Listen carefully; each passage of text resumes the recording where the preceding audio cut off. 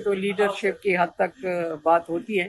سننے میں ہمارا بھی آیا تھا کہ ملاقات ہو رہی ہے, لیکن مجھے اس کے بارے میں کوئی سیاسی پارٹی پہ پابندی لگانا تو میں کہتی ہوں جمہوریت پہ کاری ضرب ہے.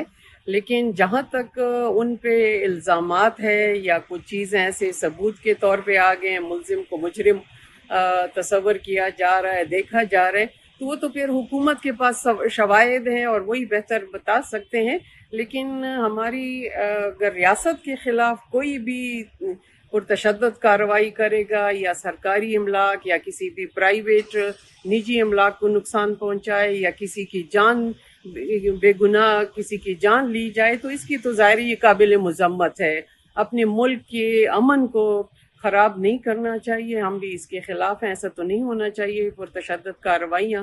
لیکن جہاں تک حکومت کی بات ہے تو ظاہر حکومت اپنا ریٹ بھی دیکھیں, یہ تو پھر وہی بات آ جاتی ہے, اگر ان کے پاس کوئی ایسے ثبوت ہیں تو وہ خود ہی بتا سکتے ہیں. ادروائز آپ کی بات کہ فنڈنگ تو ہر طرح ہوتی ہے, لیکن کس حوالے سے ہوتی ہے وہ پھر میڈم کورٹ آرڈر کے باوجود کل سہیل آفریدی کو نہیں ملنے دیا گیا عمران خان سے, کیا کہیں گی ایک وزیر اعلیٰ کے ساتھ اس طرح کا ایک سپرنٹینڈنٹ اعلیٰ کا رویہ رکھ رہا ہے؟ بالکل یہ نامناسب رویہ ہے. اس طرح کی جو ہم رویے دیکھ رہے ہیں, ذاتی انتقام نہیں ہونا چاہیے. پولیٹیکل پارٹیز کو ایک دوسرے کا احترام ہونا چاہیے. پھر کورٹ اگر اجازت دیتی پھر کورٹ کا کیا احترام رہ جاتا.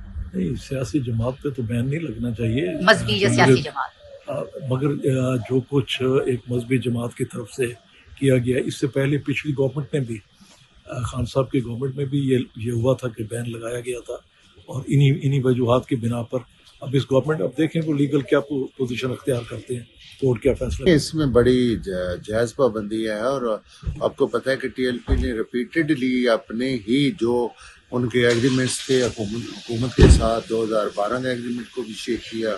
اس کے بعد آپ کو پتہ ہے کہ یہاں پہ جو دھرنا دیا گیا اور جو پھر پنجاب میں کیا. جب بھی ملک ترقی کی طرف چلتا ہے تو وہ ایک ایکسٹریمزم, ایک مذہبی ایکسٹریمزم جو ہے نا, ریلیجیس ایکسٹریمزم کی طرف چلے جاتے ہیں. اور فار ناتھنگ یہ بھی دیکھا جب فلسطین کے لوگ مطمئن ہیں, پوری دنیا مطمئن ہے, ایک ایگریمنٹ پہ پہنچ گئے, تو بغیر کسی ریزن کے ملک کے حالات کو ڈسٹرب کرنے کی کوشش کی گئی. اور پھر جس طریقے سے انہوں نے جو سیکورٹی فورسز کے لوگ تھے ان کو شہید کیا اور سرکاری املاک کو تباہ کیا, تو یہ ایک جائز قدم تھا. ٹی ایل پی پہ پابندی کے حق میں ہے, ٹی ایل پی پہ سر پابندی لگنے جا رہی ہے.